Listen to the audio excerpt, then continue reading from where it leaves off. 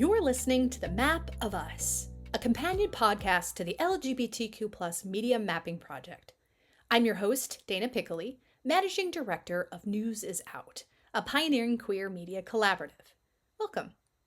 In this episode, we're looking at LGBTQ news deserts, the places where no queer outlet is producing original reporting. The Mapping Project identified 18 states with no local LGBTQ newsroom and estimated that at least 1.5 million LGBTQ people live without any dedicated local coverage in their communities. And these gaps shape how people stay informed, how they organize, and how they see themselves reflected in local life. To explore what these deserts look like on the ground and what it means to report for communities with limited access to queer news, we're turning things over to Jeremy Rodriguez, editor at the Philadelphia Gay News. Jeremy is joined by Nicole Layhee, secretary of the board of directors at the Community Center in Boise, Idaho, to discuss the impact of these gaps and what it takes to expand coverage into regions that have long gone without it. I'm Jeremy Rodriguez, and today we're talking about news deserts and LGBTQ media. Right now, there are 18 entire states without any dedicated LGBTQ news coverage, leaving millions of people underrepresented, and Idaho is one of them. I'm joined by Nicole Layhee, secretary of the board of directors at the Community Center in Boise. Founded in 1983, the Community Center, also known as TCC, serves LGBTQIA plus people and allies by providing resources, educational programs, and a safe, welcoming space for youth, support groups, and community connection. Welcome, Nicole. Thank you. It's a pleasure to be here. Yeah, absolutely. So, first off, Nicole, tell us a little bit about your community and the role your center plays in people's everyday lives. Yes. Well, Boise is a blue dot in the state of Idaho. So it's really kind of one of the few, hard to say liberal, but liberal, more left leaning areas. And so it's often seen as one of the few safer spaces for us to be, for us to be out and about. And our center, we try to serve the community of the Treasure Valley, or the wider Treasure Valley. We primarily provide an event space where people can meet, where groups can host their events. We also have host our own event, as well as host support groups that for people who need to meet. We offer a food pantry for people in need of food. We also have a lending library that has over 3,700 titles, and that becomes more important as Idaho pushes restrictions on libraries and what books they can have that is So, can you talk a little bit about what it's like to be living in a news desert where it's can be difficult to provide information to wider Mhm. audiences? Do you find any difficulties with that? Definitely. I have to say I'm relatively new to Boise myself. It is difficult to get in touch with the queer community because it is a news desert. It's fairly fragmented. Many things pass by word of mouth. There's no newsletter. There's, as you said, no media coverage. It takes an effort to find people, and the community center tries to be one of the places where you can reach out and find a community. But there's other smaller, small groups around Boise and around Idaho. But we what we really need is more coordination and communication between us, as well as you know a place to post social events. And yeah. So, how do you get word out about your events and things like that that happen Mhm. at the center? We do our best. We have a calendar on our website. We also reach out on Facebook and Instagram. So some people hear about us through that as well. A lot of people hear about us through word of mouth.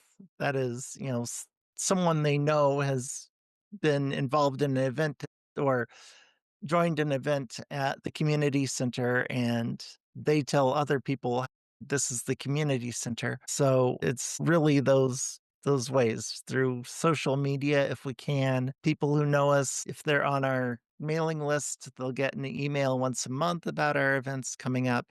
And on our website, we have events listed, but it's, again, still rather difficult. Facebook and Instagram are not necessarily the best media for conveying these events. Still, people do manage to find us that way. What's it like when people do find you and find out about the resources you provide? Well, generally, they're excited to find out, that the community center exists and the services that we offer. They're happy to find them. Because we're small, though, we can't provide all the services that we'd like to. We only have a small number of support groups that use our space, and maybe some others will get on our calendar. But um, in general, I'm pleased to hear when other people have found us and definitely interested to know how they found us. And a lot of people, once they find us, we see them repeatedly. They come again, to different events or to one event they come to, if it occurs monthly, we'll see them there. Now, we're talking a lot about events, and those definitely Yeah. do have value as far Hmm. as building a community is concerned. Hmm. But do you ever feel a responsibility or a pressure to get information out to the public about, let's say, if there's a problematic anti LGBTQ legislation in Hmm. Idaho? Can you talk a little bit about that? Yes, we'd like to do advocacy. We'd like to do more of it. Um, Right now, a lot of it is in collaboration with the ACLU of Idaho. They're the ones that really are monitoring what's going on at the state level and giving us a heads up and inviting us to help and to participate. And we try to get out to the word to the people we know and also other groups that we know that may be interested in that. But as I said, we'd like to have an advocacy program. We're a fairly small group right now, but it's definitely something we want to build on. It's something that our members have definitely expressed interest in and something that we definitely need to do better on. We are in communication with the ACLU. They're very good about communicating bills and so on that are going to affect us. Um, and also the uh, various rallies protesting Trump. We try to keep on track of that too, um, and have at least some representation there. Is it ever a challenge to get that information out to other people? Yes, it is, definitely. We don't want to spam people, we don't want to overburden people with the news that comes across us, but at the same time, we would definitely want people to find out about it, and we're working on trying to have a newsletter come out. So this is fairly new, but we'd like to have a newsletter that keeps people informed about the issues and what's taking place. Now, I feel like typically the easiest thing to do whenever there is a question that somebody has, whether it's related to legislation or whatever it Mhm, is, you can easily Google it. That's a little bit mhm. challenging in a news desert when information isn't always readily available. Do people come to you with questions that you feel could have been answered if there was a local paper or a reporter or any type of local LGBTQ media coverage? We get a lot of questions about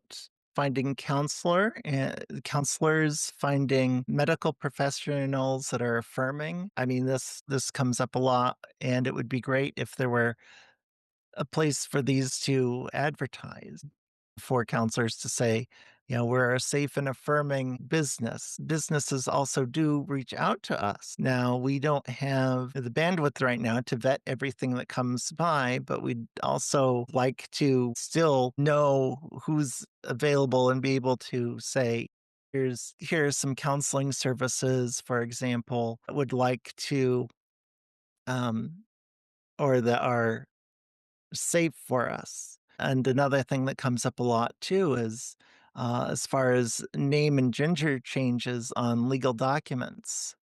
And that information, it would be great if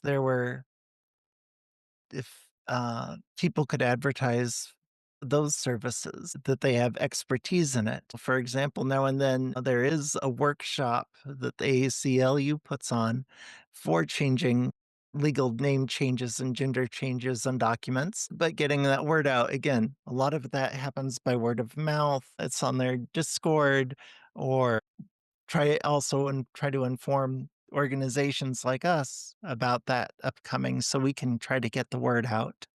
But it would be much more effective if there were some central, uh, news place they could advertise that people would know to look. It's kind of like difficult to passively receive information if it's not readily being disseminated out there by Right. people.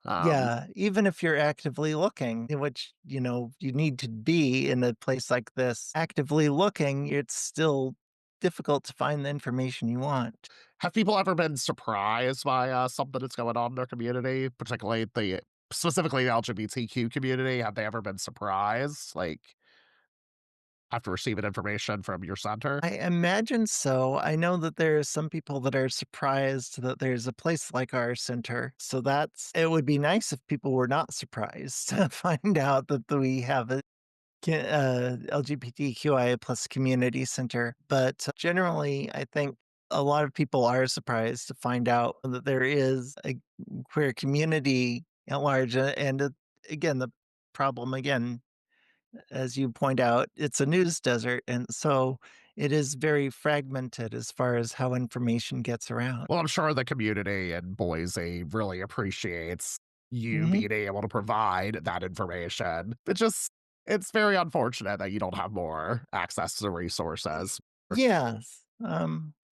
There did used to be a news magazine that was published in Boise called Diversity, but that I think last published in 2011. Oh, wow. So it's been a while. A lot has changed since then. Mhm. Yeah. So, for my last question, Mhm. if LGBTQ plus media were to suddenly pop up in your neighborhood, what would you want people to understand about the community? I'd like people to understand that they're not alone, that there are more people because I've met people that do largely don't leave their house all that often because they're scared of how they'll be received. There's a lot of people who I meet that are, um, I guess you could say, are quietly out of the closet, or they're not. Um, they're kind of quasi closeted still. Um, and I think it would be helpful if there were media for people to see, they aren't alone, that there are, other people like them. There is community. There's a place to find friends. There's a place to, there's people to get together with. Um, there's people like them. And what about Boise's LGBTQ community specifically? With Boise's, what I'd like is for all these different small groups to learn about each other. It seems like every so often I learn that there's a new group somewhere in Boise, and it would be great for these various groups to be aware of each other, and maybe then we could work together too. Now, if somebody in Idaho is listening to this right now, where can people find the center? Uh, um, we're at physically, we're at 1088 North Orchard Street in Boise, Idaho. We have open hours where people can just drop in Monday from 3 to 7 p.m., Thursdays from 5 to 8 p.m., and Saturdays from 10 a.m. to 5 p.m. We can be found on the web at tccidaho.org, tccidaho.org, and there people can find our events, volunteering opportunities. They can read about us, learn about our board of directors, and find out as much as they need to know about us. Okay. All right, Nicole. Well, thank you so much for taking the time to chat with us. And Sure. thank you for the work that you do as well. There's definitely some great value in the work that you provide, but hopefully there will be somebody who Mhm. will put forth LGBTQ media in your city so you don't have to do all the work essentially. Yeah. Well, I mean, that is a dream of the community center is if we get large enough and have enough volunteers and enough support that we ourselves might be able to start acting as a bit of an outlet. Before we wrap, we want to thank our partners for supporting this work. The LGBTQ Media Mapping Project is funded by the John D. and Catherine T. MacArthur Foundation, with support from the Craig Newmark Graduate School of Journalism at City University of New York, Local Media Association, and News is Out. To learn more about the Media Mapping Project, visit newsisout.com. Special thanks to Ken Schneck of the Buckeye Flame for the use of his podcast platform, and to Jeremy and Nicole for today's conversation. And thank you for listening. We'll see you on the next episode of The Map of Us.